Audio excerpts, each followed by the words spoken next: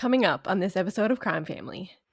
So it's just the whole situation is messed up. Like, imagine knowing that women are going missing, that there's a potential serial killer out there, hearing these rumors, the person that you're living with is the one doing it, then fucking actually seeing him do it and then still not doing anything. He would show up at butcher shops and he'd just be covered in blood, and everyone just accounted that to him to having just butchered some pigs and not bothering to clean himself up before he went out. Well, and also, I don't understand. It's like there was someone who said there was a rumor going around that he had body parts in his fridge. Like, how are people okay with it? How is that just a rumor? Like, So after all this, Willy was arrested again, and this time under the suspicion of murder. And he was originally just charged with the murder of 2 women, but this would eventually grow to 26 women.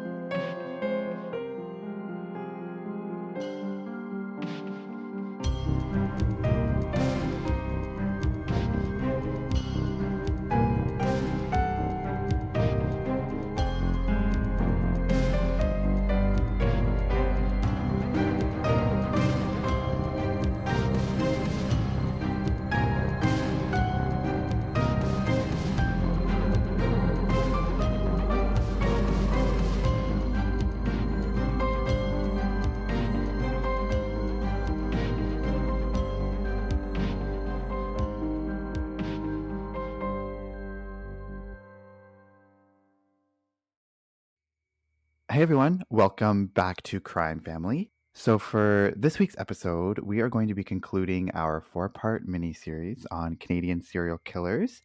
And to wrap up the mini-series, we are going to be talking about the Robert Pickton case. And this one is pretty well known. I think if you're especially Canadian, you probably for sure have heard of him. He's kind of one of the most notorious serial killers in Canada in recent memory. So definitely well known, and that's why we kind of wanted to finish off with this one, because it is kind of one that a lot of people at least have heard of before, if not know all the details. So I'm excited to get into it with you guys. So Katie, you can take it away. Okay, yeah, so kind of like AJ just said, Robert Pickton is probably the most, or one of the most well-known in Canadian history for serial killers. He's the most prolific serial killer in Canadian history, and probably in North American history, actually. Pretty disturbing, pretty scary stuff that happened, so just kind of brace yourself for that. So yeah, I'm just going to get into it. So I know that you guys know a little bit about Robert Pickton, so yeah, we all know a little bit about this. So this case takes place in Vancouver, British Columbia, and the other 3 serial killer cases that we did took place in the Toronto area in Ontario, which was by accident. Kind of realized that they're all in the Toronto area. This one's in Vancouver. A lot of serial killers in Toronto. I guess Toronto's kind of a hole. No, I'm just kidding. I always make fun of Toronto, but it's really not that bad. Okay. So before I get into actually talking about Robert Pickton, I just kind of want to talk a little bit about where most of this takes place, or where it kind of starts, and that's Vancouver's downtown east side. And so this neighborhood is known as Canada's poorest neighborhood. It's kind of like Canada's Skid Row. I think we've talked about this neighborhood in a few other episodes in the past. So this is the section of the city on East Hastings and Main Street, and it's where the homeless, drug addict population has congregated for decades. Drugs are easy to get here. Women prostitute day and night. There's pimps everywhere. And it's estimated that there's anywhere from 5,000 up to 10,000 people who live on these streets at any given time. So heroin and crack cocaine are the drugs of choice for most of the people here. HIV is very prevalent among the residents, and at one point there was at least 1 death every day on the streets of the downtown east side. Another horrific fact about this area is a section called the Kiddie Stroll, and that's where children, mostly girls as young as 11, can be found prostituting. Many of these girls come from broken homes, they're runaways, maybe their parents currently live or used to live in this area as well. A lot of the female population who live here are single mothers who, of course, have lost their children. Their children have been taken away from them, and many of them have no idea where their children are. So, very sad, vulnerable population here, especially, the children that are going through this as well. So, yeah, this is definitely the most prominent example of the homeless and drug population in Canada. In 1994, the government cut back on welfare payments, and so those that were kind of living on the edge were pushed over, and many of them likely found themselves unable to make ends meet and were forced into sex work. A lot of the mental health facilities in the area were closing down, and they were literally just like shoving their residents onto the streets. Many of them had nowhere to go, they had no one to look out for them, they had no money, they were severely mentally ill, and so they just found their way down to the downtown east side, and they got no help, and they're just getting worse, and a lot of them still live there today.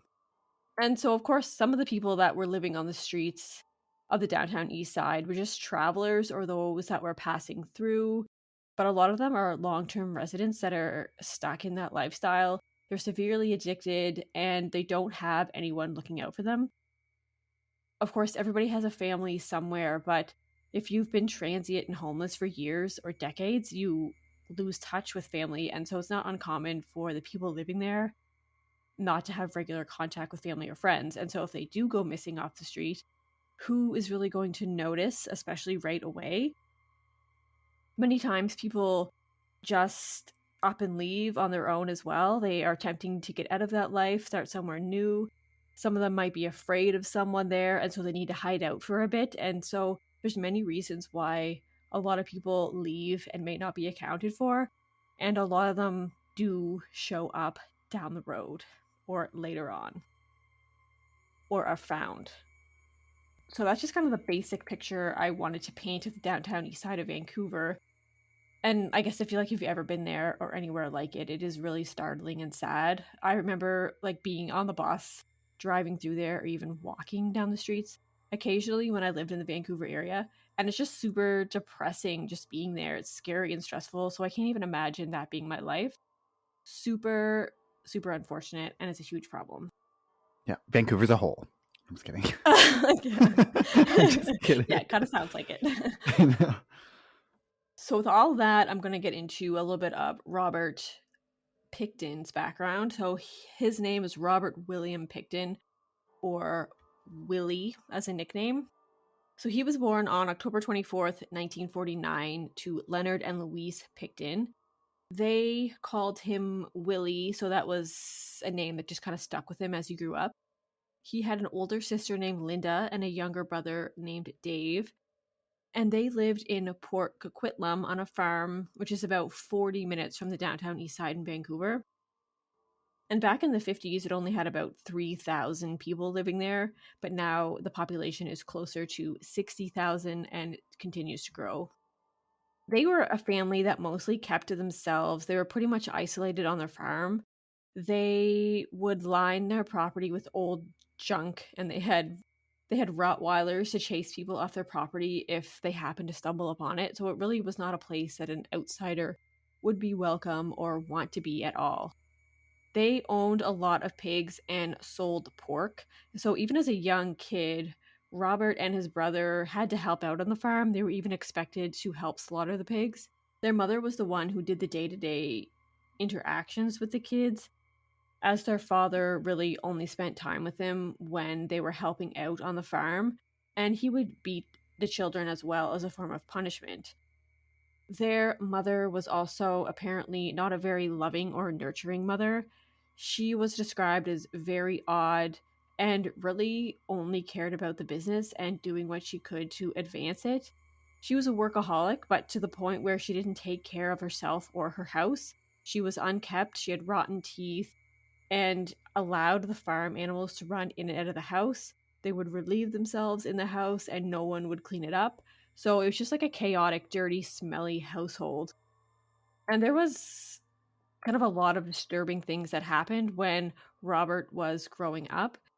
One in particular was when he was 12 years old, he had become emotionally attached to a baby cow that was on the farm, and he would spend all his time with this cow. One day he couldn't find it, and after looking around, he found the calf in the barn, hanging upside down, slaughtered, and disemboweled. So that kind of took a toll on him emotionally, I guess.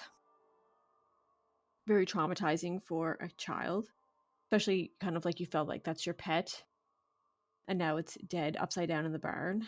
Also, when Robert's brother first got his driver's license, he was driving around and he hit one of the neighbors with his truck. So he rushed home to tell his mother, and she went out to the scene. She found the 14-year-old lying on the road. And instead of helping him, she just kind of pushed him over the side of the road down into like a kind of like a swampy area. And Dave went to go fix his truck so that it wasn't obvious that he had hit something or someone. So that boy that was hit actually died from drowning, and the injuries from being hit weren't life threatening, so he probably wouldn't have died if Dave or his mother had called for help. Dave was found out though. He was caught and he was just sent to a juvenile court, and his mother was never charged. And so Robert knew about this whole situation. He knew what had happened. And so this was just kind of another example of how his parents didn't see the importance of other lives, and that the lives of animals and even other people just came and went, and that was kind of reality. So this is, kind of maybe where his warped sense of reality starts to set in, or gets triggered even more. So when his parents died, Willie and his brother inherited the farm that they had grown up on, and this was like a big huge plot of land.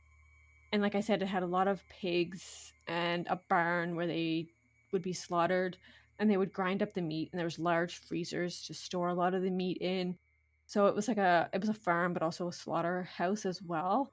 So not a place that I want to be, that's for sure. They sold a lot of their land to developers to build houses. And so Willie and his brother actually became quite wealthy because of this. Despite Willie having money, though, he still lived in disgusting conditions, and he himself was disgusting just inside and out. Yeah, I was gonna say that. I'm like, he also was disgusting. Like, you just look at pictures of him, it's like you want to throw up. Yeah, yeah, and people just describing him like he wouldn't bathe, like he hated showers and baths, and so he just didn't do that. He stunk super bad all the time, and everyone that knew him just kind of knew that's how he was. He was just like this gross, smelly man. That's Willie. Sick.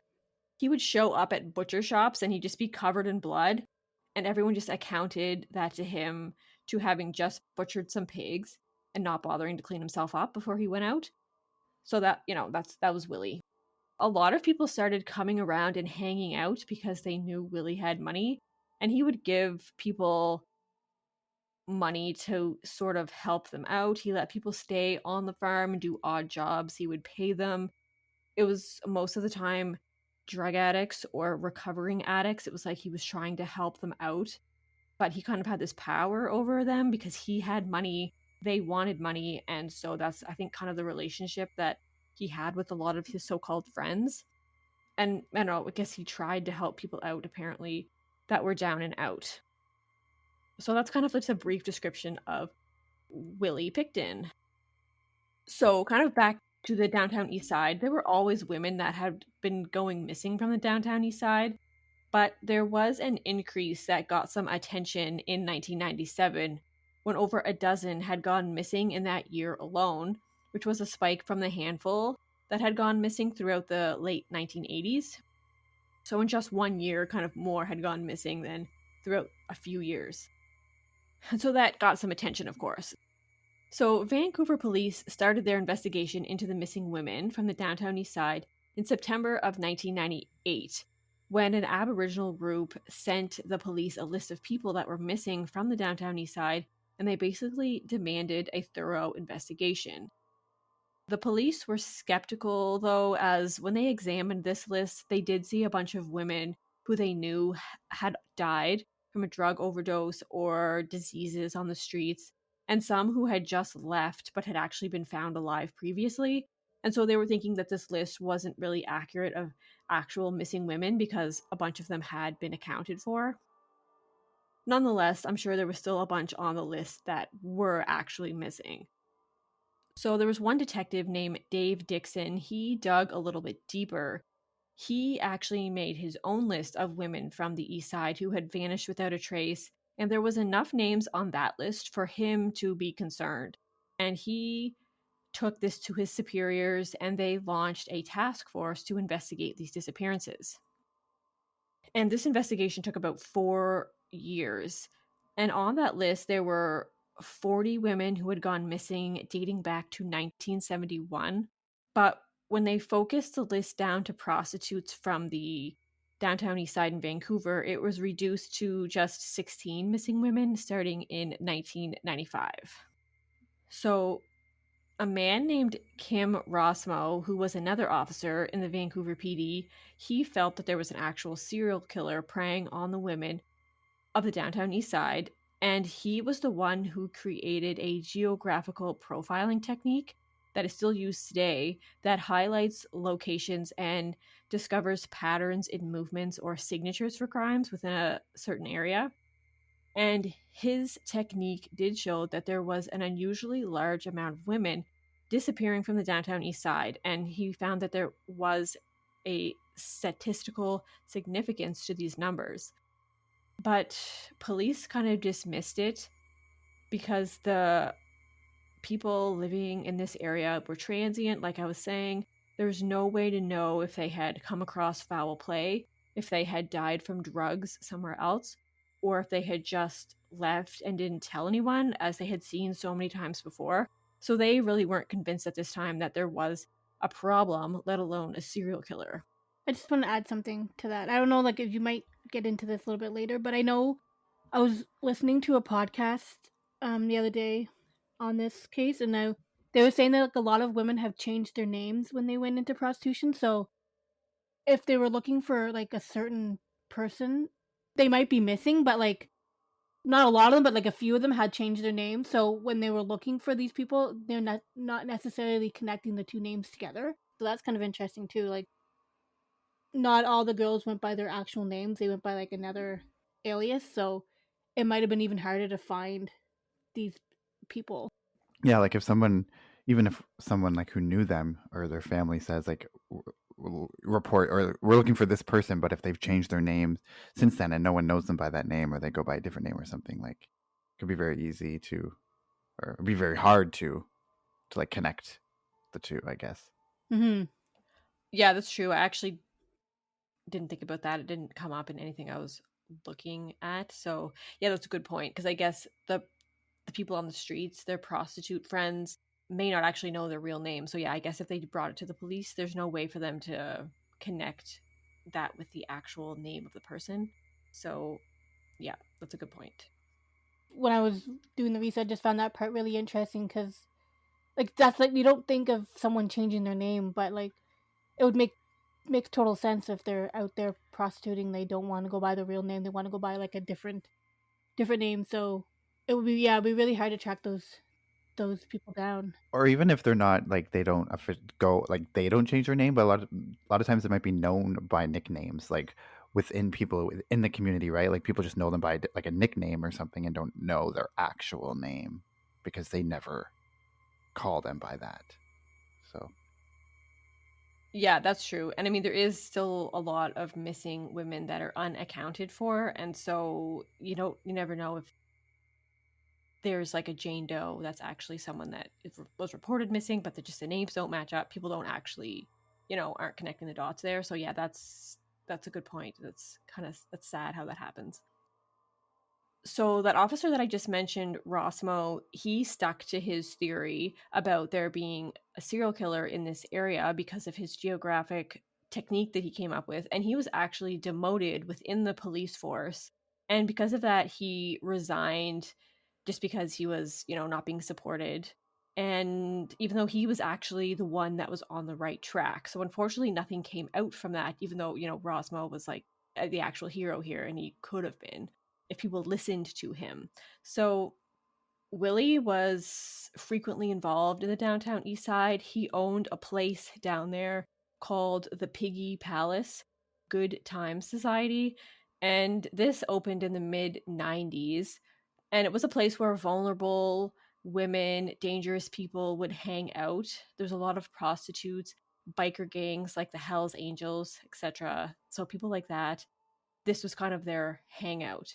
And it originally had opened as a charity that people could rent out for parties and activities, and then all of the proceeds would go to charity.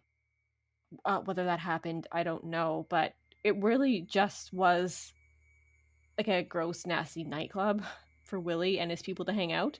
Most of the people, the locals that weren't involved with Willy, avoided the place, and they really didn't like it. They tried to get it shut down multiple times. And, it really was just a dump for criminal activity. And yeah, just picturing like this seedy, gross nightclub that people avoided at all costs, unless they were kind of in that lifestyle. So it actually was eventually shut down in 2000. So people and the locals kind of knew Willy through this establishment as well. So it's not like he was unknown downtown. People knew him. They knew he had money. They knew him because of this place. So whether they liked him or not was a different story, but people knew Willy. The police knew Willy. Willy was also known for frequently using prostitutes and taking them back to his gross farm. He had money, like I said, people knew that, so that was likely a factor in women willingly leaving with him because they knew that he would pay. And he often paid more than they would typically get, so it was very enticing. So people were kind of catching on to things that were going on. There were rumors that a lot of the missing women that had disappeared were because of Willy. And many of the missing women were Indigenous, and it was known that Willy kind of had a thing for Indigenous women, and a lot of his victims were Indigenous. So, despite the rumors that were going around, the police really weren't too interested in Willy at the beginning, and so he was able to get away with what he was doing for years without any issues.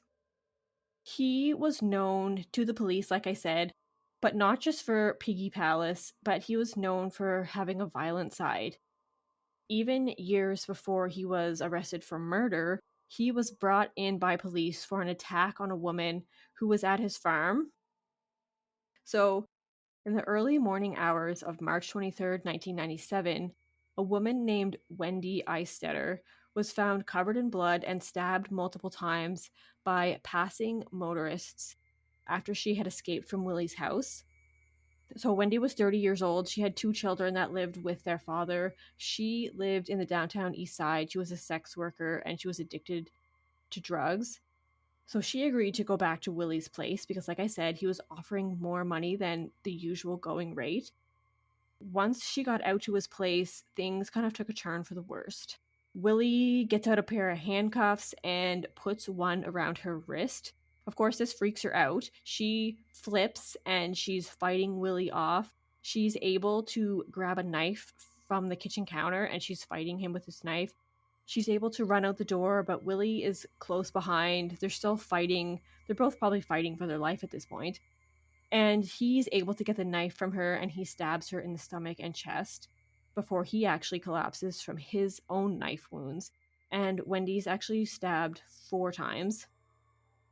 She was able to escape, though, and ultimately picked up and taken to the hospital where she survives to tell her story. Willy manages to take himself to the hospital, the same hospital that Wendy arrives at, and his story that he tells is that he picked up a hitchhiker who attacked him. But people are putting 2 and 2 together. The handcuffs that are on Wendy kind of tell a different story than what Willy is saying. And they connect the two because they find a key in his pocket that matches the handcuffs on Wendy. So Willy's actually arrested. And he's charged with assault with a weapon, unlawful confinement, and endangering a life.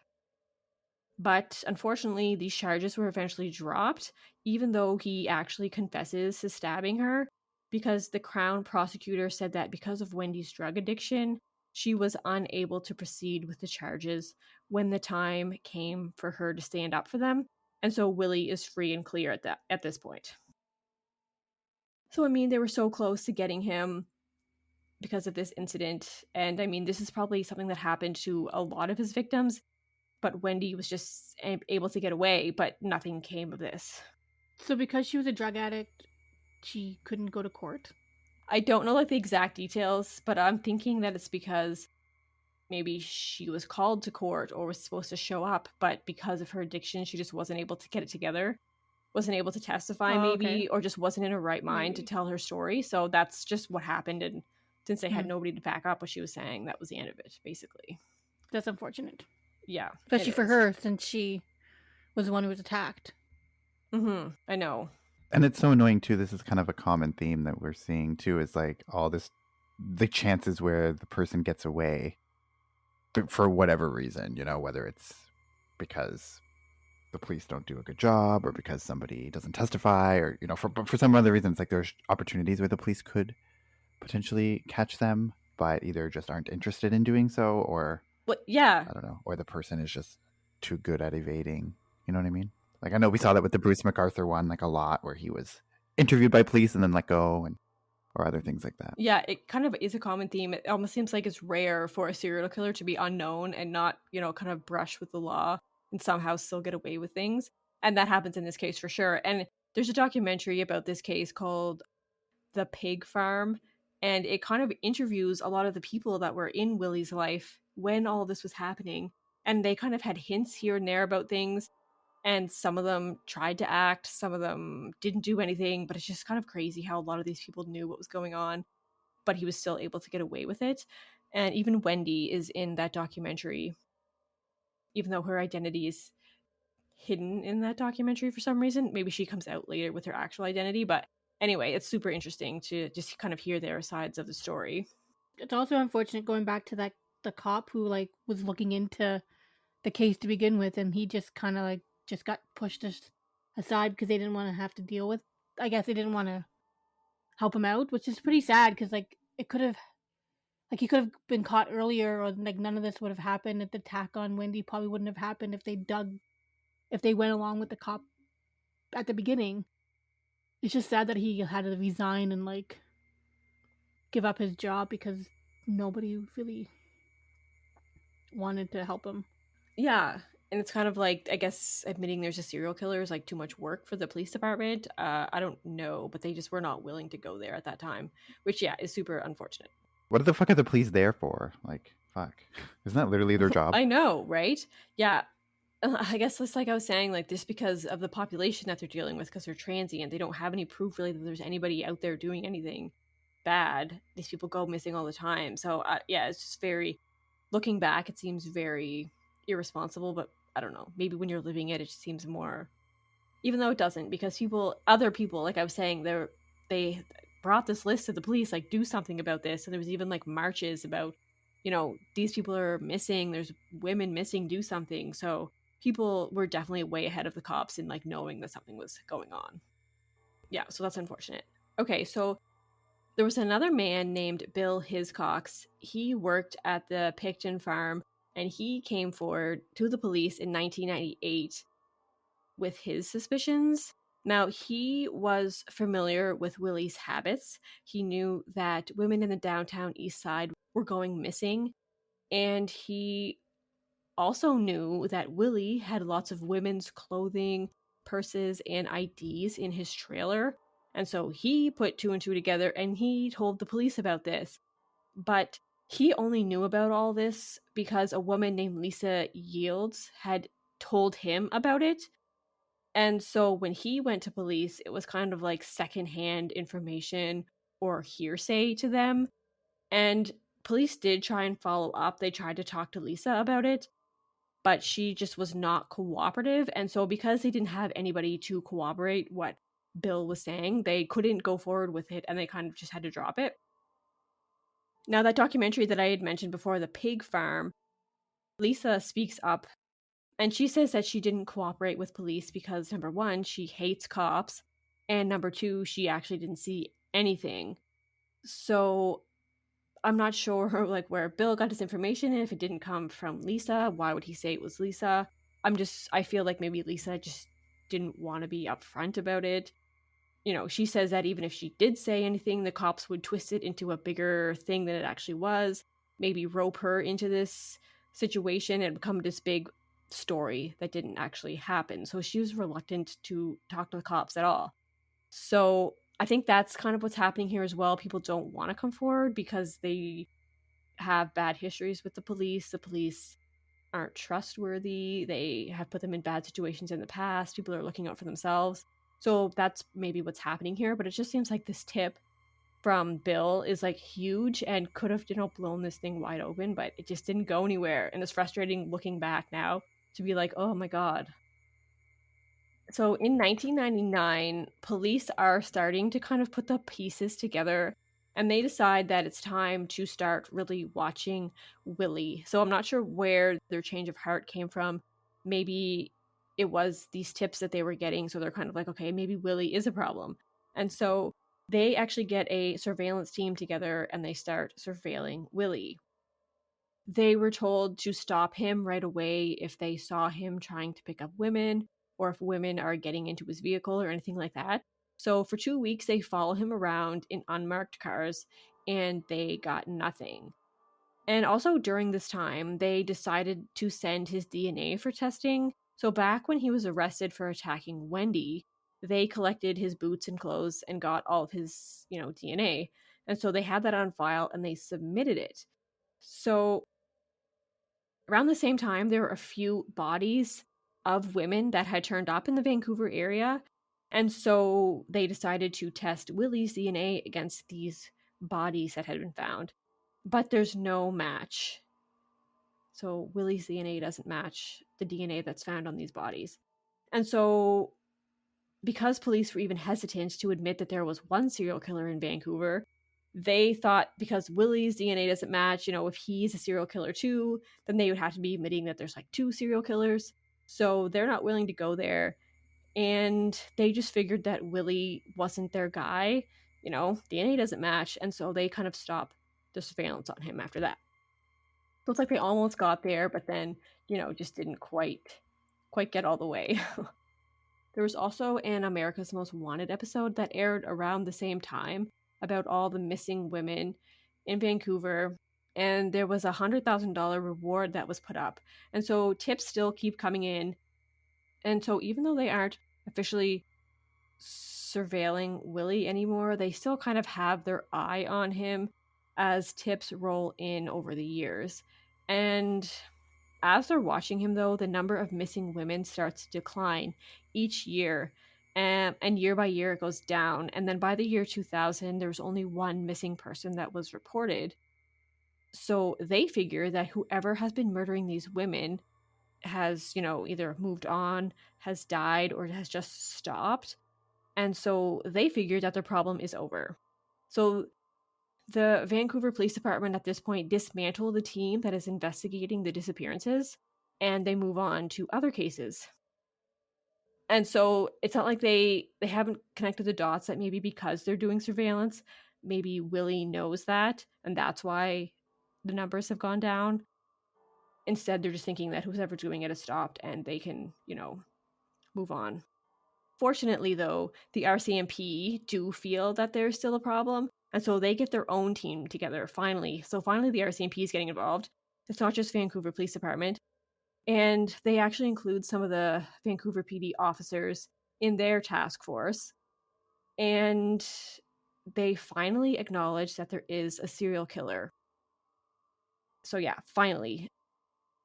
Just as this task force comes to be, more women start going missing, and finally the Vancouver PD joined the RCMP to say that yes, there is a serial killer and that 49 missing women that they know of are now considered murdered. So finally everybody's on board that there's a serial killer. The missing women, they feel, aren't just missing, they are murdered by a serial killer. So around the same time, there's a man named Andy Bellwood, and he was staying on Willy's farm in February of 1999.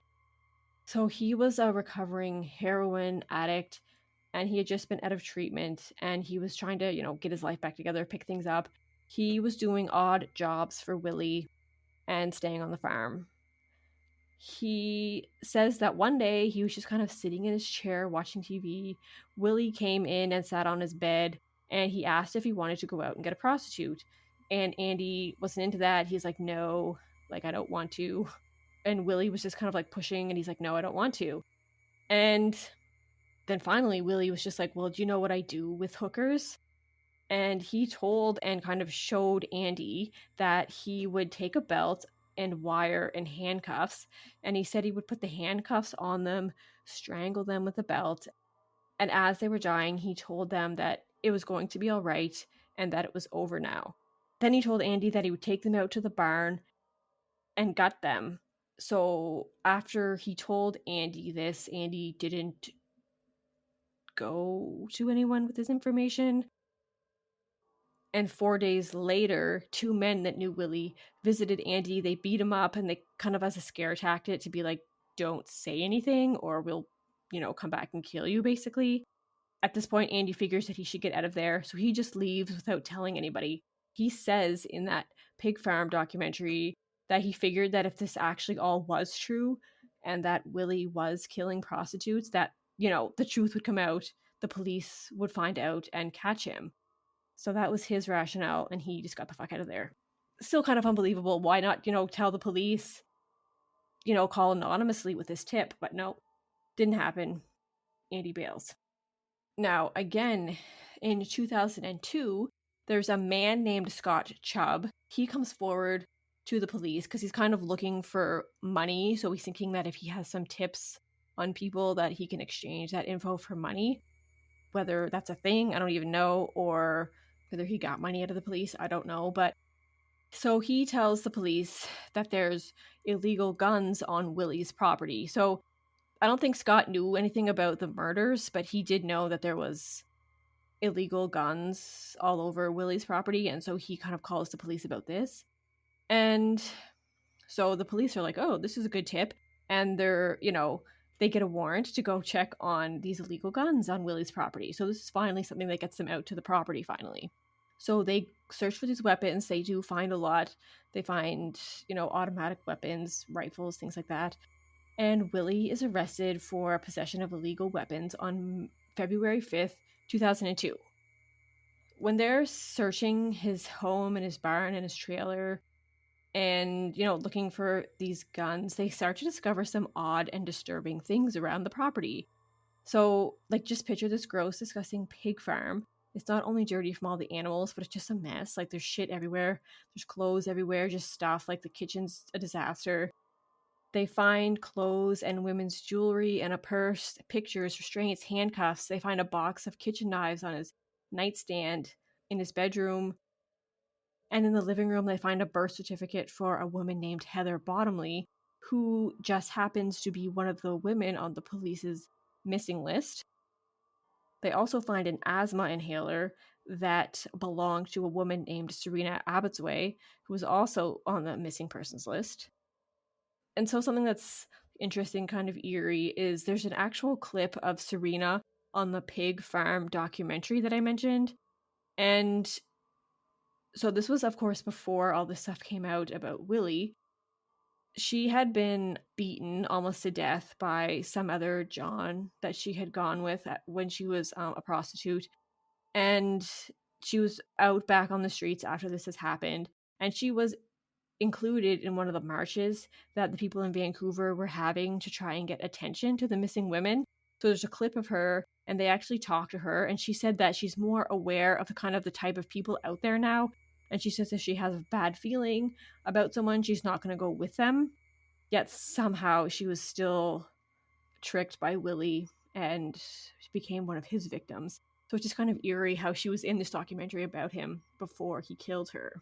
Even though they had enough to charge Willy with illegal gun possession, and even after finding all that stuff about the women, some stuff from women that they knew were missing, they didn't have enough evidence to keep him. So he was let out on bail. He was let out one day later, February 6, 2002. So it's like, holy crap, like he got out again. Now, fortunately, they don't just like let it go, obviously, because of all the stuff that they found that was related to women and these missing women. They get another warrant that is specifically for them to look for this kind of thing. And so they're able to return and they just find a ton of evidence. They search his trailer or his mobile home and they find blood everywhere. And it's obvious that something horrific had happened there. So all the blood came back to an Aboriginal woman named Mona Wilson after they did a DNA analysis. So after all this, Willy was arrested again, and this time under the suspicion of murder. And he was originally just charged with the murder of 2 women, but this would eventually grow to 26 women. So police could not get a confession out of Willy. They couldn't really get him to say anything. They were showing him pictures of some of the missing women to try and get a reaction out of him, but there was nothing. He was like emotionless. So he definitely seems to be like a psychopath. He's able to see all these women as objects and just really have no emotion for them whatsoever. When he sees a picture of Mona, the police say, "Do you recognize this woman? Her name was Mona." You know, they probably knew that that was her DNA in his trailer at the time. You know, he really doesn't say anything. He just says, "Oh, you know, she's pretty, but that's all I know." So while he is in jail, his cellmate was actually an undercover officer that they had put in there, you know, strategically trying to get him to have a conversation with him because they're not having any luck with him actually confessing to anything. And so Willy actually gets talking to this undercover officer, and he says to this officer that he has actually killed 49 women in total, but his goal was to kill an even 50. But because he got sloppy, he got caught, and so he wasn't able to get to that 50th victim. So he says that he disposes of all the bodies on a rendering plant, which is where farmers will drop off unused parts of the animals. So he likely combined like all the animal meat with human remains. And also because he was such a good customer at these rendering plants, he was allowed to bring whatever he wanted at any hour of the day or night and just dump his remains as he needed without any supervision on that rendering plant. So he kind of had like, I mean, it's an ideal situation for someone that wants to dump parts of bodies, just mix it all up and bring it to these rendering plants. I don't know what they do at rendering plants with all the meat. Like, I'm just thinking that's where hot dogs are made, but I don't know for sure. But anyway. Gross. I know. Ew, just think of like, if like people are eating. Yeah, it's disgusting. Yeah, so this is gross. sausage, hot dogs. See, I don't eat hot dogs anyway, so have fun with that. Yeah, okay. Yeah, it is. I don't know for sure, but that's just like what I'm picturing. Because I mean, they must do something with all that leftover nastiness. Yeah, that isn't that it? Like it is known that like hot dogs are just made from like all the scraps. The remain. Yeah. There was like human remains mixed in with that. Like, who knows what happened to those, right? So I don't want to think about it. So also, police continue to search Willy's property and they find these big freezers where he keeps some of his meat. And inside they find 2 buckets with 2 human heads. And they are cut in half, and inside each of the skulls are 2 hands and 2 feet. So it took a while for them to search this entire farm because it was 14 acres. They also dug down, in some places, 30 feet to try and recover remains and evidence. And throughout this search, they did find other pieces of other women. And so there was a woman who lived on the farm with Willy before, you know, this big police raid. And her name was Lynn Ellingson. So, and they were friends for a while, and she kind of helped him out around the place. She helped him by cleaning. I'm not sure what she cleaned because it was disgusting. She answered the phones for the business, and in return, he would let her live there, and he would give her enough money for food and for her drugs, as she was a drug addict. And so she kind of grew suspicious when she heard rumors that there were body parts in his freezer.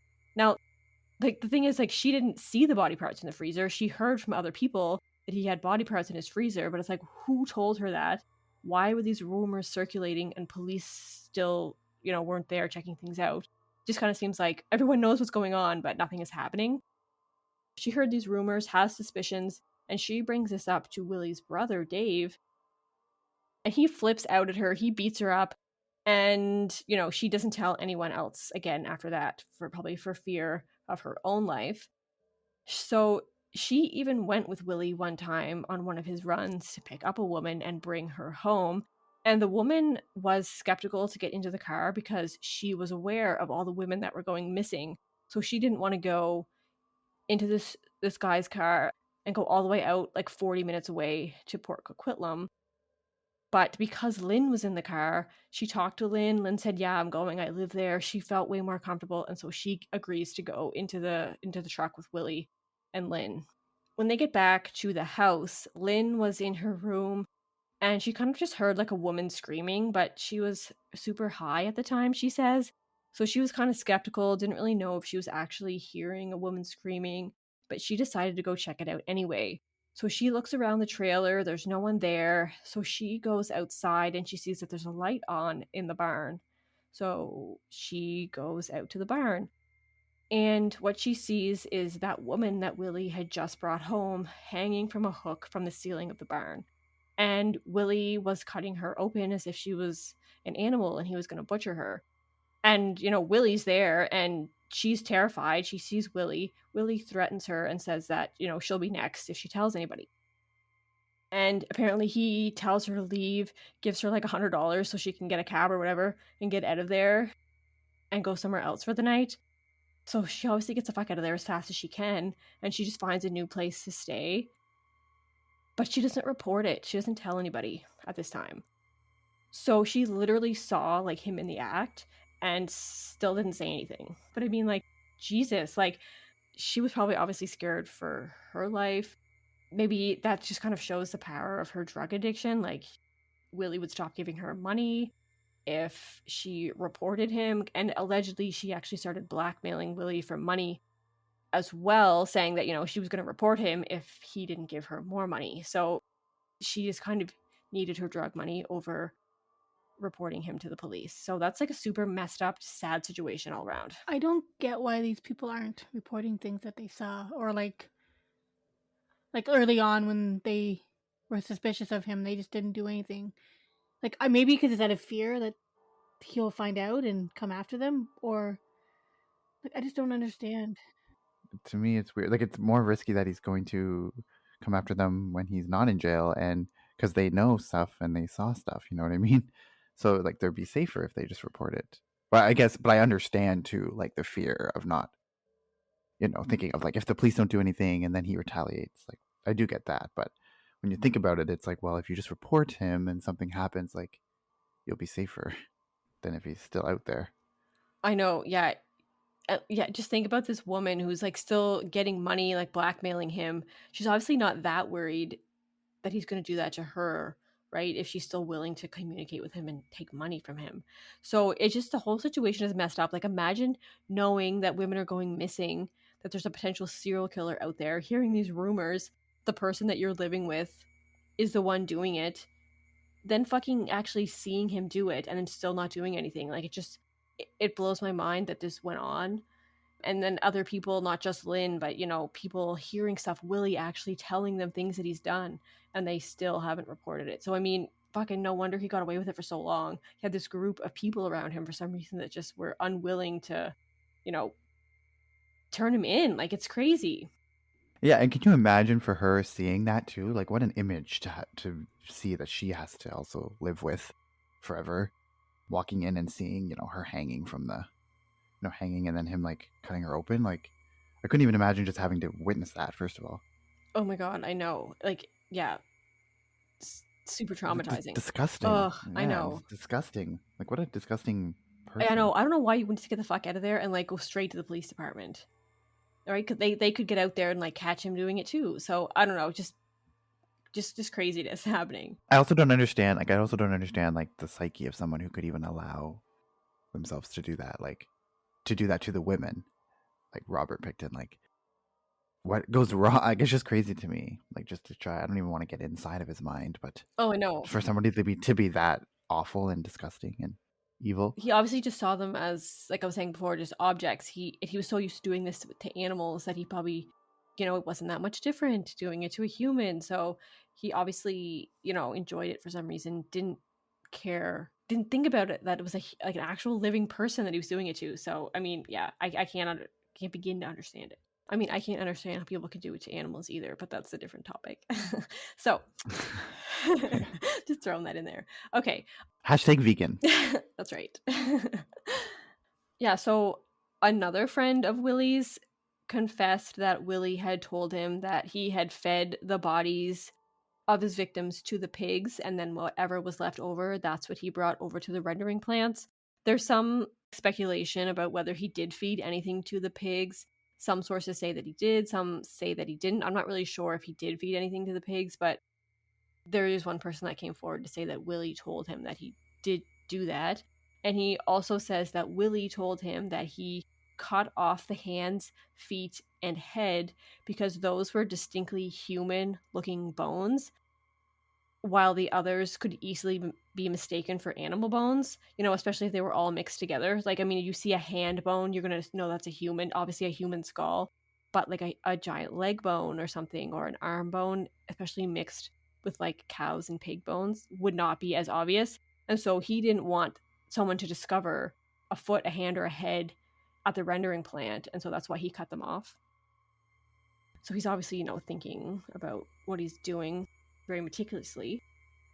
Also, police discovered that in some of the packaged meat that they found in the freezer, which was pork mixed with human remains, and it's probable that some of this meat had been sold to the local shops.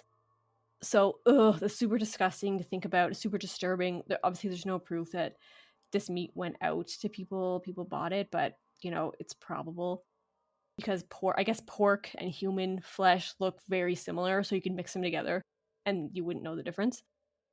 Hashtag vegan.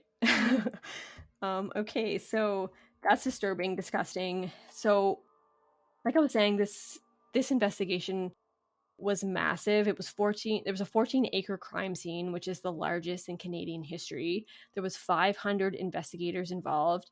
The cost they later calculated was around $100 million. It took 18 months to find and gather and organize all of the evidence, and there was hundreds of thousands of DNA samples that they collected. And it took over 5 years to get all the evidence ready to the point where they could bring it all to trial. So it's like a massive thing, but they were very thorough. They brought in like archaeologists or anthropologists or people that dig for bones to help them so that they didn't miss or destroy anything. So yeah, so it was a huge endeavor. Also imagine just how many DNA samples are in that house because he never cleaned anything for years. So anyone who's ever in that building ever would have, still their DNA would be there. Ew, that's true. Yeah, every little bit of it would still be there. Gross. So after all of this, he was only tried for 6 counts of first-degree murder for the murders of Serena Abbotsway, Mona Wilson, Andrea Joesbury, Brenda Wolfe, Marnie Frey, and Georgina Papin. And so these were all the cases where they had actual blood or physical pieces of these women to know that they had been there and died because they had pieces of them. So that's why he was initially charged with these 6 counts of first-degree murder. On December 7th, 2007, the jury actually finds him not guilty of first-degree murder, but he's found guilty of second-degree murder for all 6 cases. And I guess they did that because they just weren't convinced that he was the only one that was involved. Like, they felt that he could have had help. And so I guess if he had help, it wasn't first-degree murder, and so that's why it was second-degree murder. Because also when he was arrested, there was 3 other people that were arrested with him as well. There was one of his friends named, I think it was Dana Taylor. That Lynn woman was also arrested, and then someone that worked on the farm with him that helped him butcher his animals was also arrested. But they were all let go and not charged with anything in the end. So, whether they did more than they're saying, whether they helped, whether they knew, obviously at least one of them knew what was going on. Either way, they weren't charged with murder. There was actually 20 other charges that were with Robert in this case, but the Crown actually decided to stay those charges, which means the Crown decided that it would be bad for the justice system for the case to continue. So that means that the issue of guilt or innocence is never determined. And I think the reason why they didn't go forward with these other 20 charges is because back then, like we had talked about before, the max sentence in Canada was life without parole for 25 years. And you couldn't stack those sentences. So the max that you could get, regardless of how many people you killed, was life without parole for 25 years. And so if he was to go forward with these other 20 charges, it's not like he was going to get more time. So they felt that it was kind of a waste of time and money to go forward with those because he had already been given the max sentence, which I guess makes sense. But a lot of the families feel like there wasn't justice because he was never charged with those other murders. Yeah, it's also just the principle of it too, right? Like you want him to be in court facing the, the charges for the murder of all of those people and like have a recognition that he is guilty of it. Yeah, exactly. And I mean, they could have had all 26 charges in one trial, but the judge decided not to do that because he thought it would just be way too much evidence, too confusing, too many things going on for the jury to kind of keep track of. And so to simplify it, he was going to split them up. But then since he was charged anyway, they decided not to go forward with the rest of them. So yeah, I mean, it feels like he should be charged with all of them because, he for sure did more than 6. He even admitted to almost doing 50. So it just seems like it's not enough. But it is what it is. And so like the scary thing, he could actually be eligible for day parole next year. So February of 2024. Oh my God, that's crazy. I know, that's terrifying. Of course, I feel like he's never going to get granted parole of any kind. So I don't think we have to worry about that. But I mean, you never know, right? Like, the fact that it's a possibility is scary. I mean, just looking at pictures of him and just obviously what he did, like he's the definition of a psychopath. Oh, I So know. the fact that like he could even be given that is even a possibility, even though it's probably not for him, but you know what I mean? Yeah, I know. Technically, it's possible. Technically, it is possible. Yeah. I don't like the fact that like people like him or anybody who kills has the right to be out on day parole. I mean, I know it's a right, like you have your rights to do whatever, but like people like him should never be able to have a chance to get out.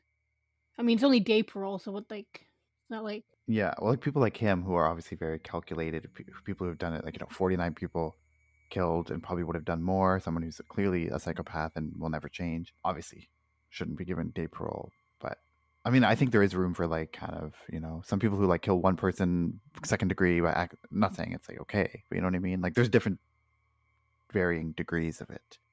Like just because you, I don't know. You know what I'm trying to say? Just because you kill someone, it depends on the circumstances, right? Like, yeah, I mean, some people maybe deserve a second chance, but of course for him, he was a psychopath that loved doing what he was doing, and he would have kept going. So I feel like he's not one of those people that deserves a second chance at all. Yeah, like anyone who does like the cold, calculated murders of doesn't even matter how many people, like people who clearly are like cold-blooded, obviously shouldn't get day parole or any kind of parole. Yeah, exactly. So yeah, he could be eligible for day parole next year, and in 2027 he could be eligible for just full-on complete parole. So I feel like neither of those are going to happen, but I mean, you never know, because he will be in his 70s, so maybe they're feeling like he's not a menace or like a threat to society. But I feel like even if he's not a threat, like he still doesn't deserve to be free, right? So just cross our fingers that doesn't happen. Knowing how things turn out these days, it probably will happen. I'm just kidding. I know, that's what I'm afraid of. Like there is a possibility still, so it's not like unheard of. So yeah, like I was saying before, there was a lot of people that felt that the police really weren't doing enough and they hadn't done enough. On August 20th of 2010, the Vancouver Police Department apologized for, quote, not having caught this monster sooner. In January 27th of 2012, the RCMP apologizes too for not having caught Pickton earlier. So they're kind of recognizing that, maybe they fucked up, didn't take it as seriously as they should have. It took them way longer than they should have. So they're apologizing, even though that's not going to change anything. October 11th, 2011, there was an inquiry with the former judge and Attorney General Wally Opal.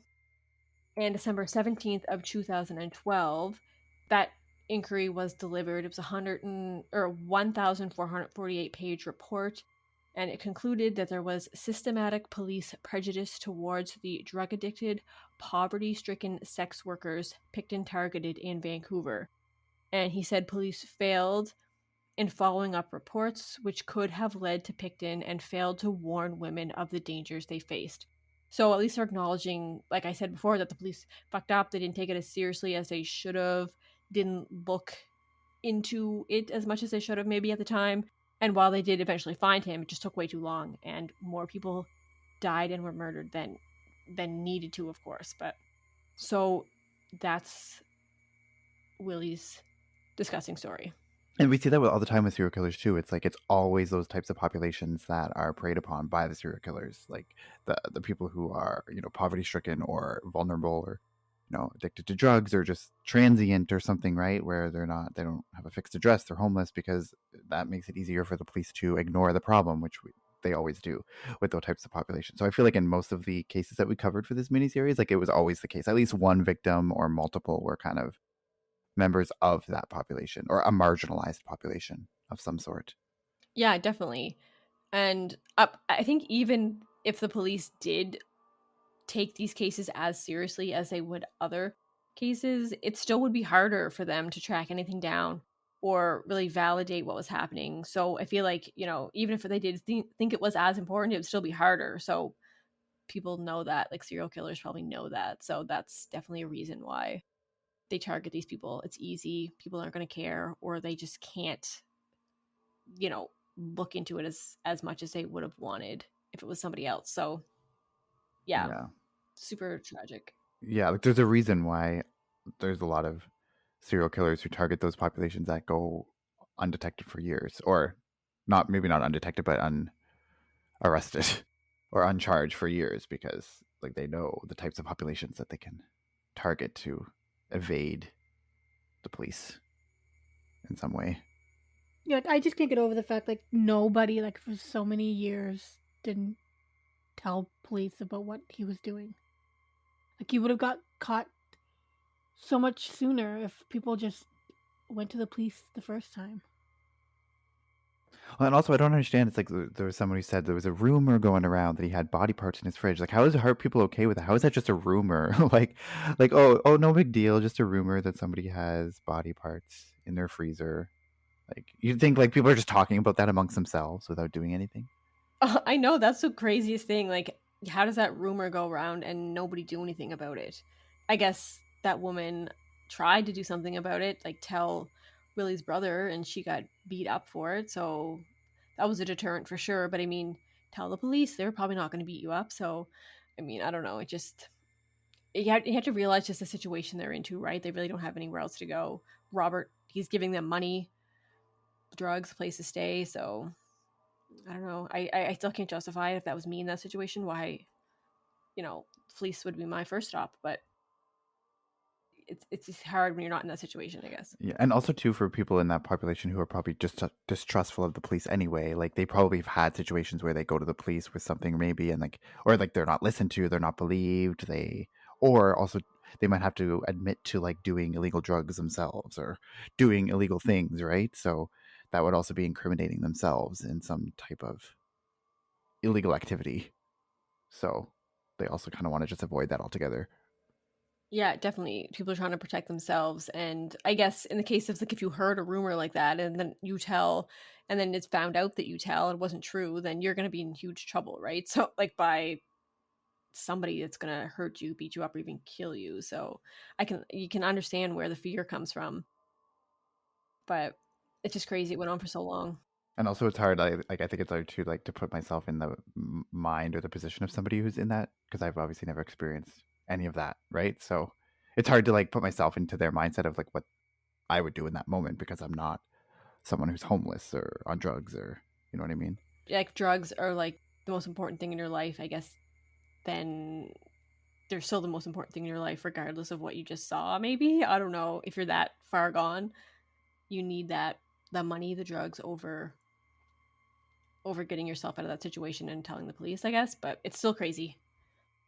Yeah, that's crazy. And like I said, yeah, this is probably a pretty well-known case. Like most people know, if you just say the pig farmer, I feel like most people in Canada just know who that is, who you're talking about, just because that's kind of what he's known as.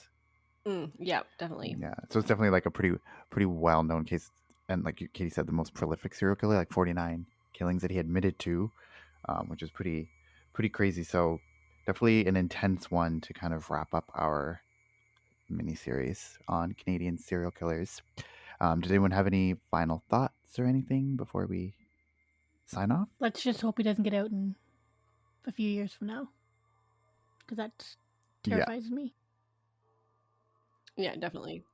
yeah. Let's all pray for good things that doesn't happen. But you know, I won't be. And I mean, I would be. It's kind of one of those things where it's like I would be surprised if I saw that he got out because he's pretty disgusting and horrible. But also, like, I feel like we're just used to being let down in the news these days of all the horrible things that are happening. So it's like a part of me wouldn't be surprised if I were to read that. But I hope it doesn't happen. So yeah, that does it for this week's episode of the podcast, and this wraps up our serial killer mini-series. So we thank you so much. We hope you enjoyed the mini-series, and if you like the show, you can follow us on all the social medias. We're on Instagram at Crime Family Podcast. We're on Twitter at Crime Family Pod 1, and we're on Facebook at Crime Family Podcast. You can also send us an email at crimefamilypodcast@gmail.com for case suggestions or for feedback on the show, or just let us know your thoughts and what you think of the show. We'd love to hear it. And if you are a fan of the show and you want to help support us, you can join us on Patreon, and you can become a patron on tiers 1, 2, or 3. You'll get exclusive benefits just for being a patron and helping support the show. So you can find that at patreon.com/crimefamilypodcast. There's also a link in the show notes for that. And for our merch, if you want to support the show and have some Crime Family merch, then you can find our Redbubble merch store. There's a link to that in the show notes as well.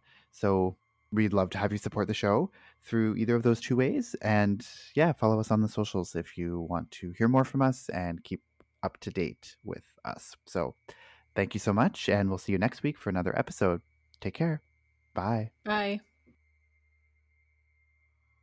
Bye. Sorry. Late to the game. Bye.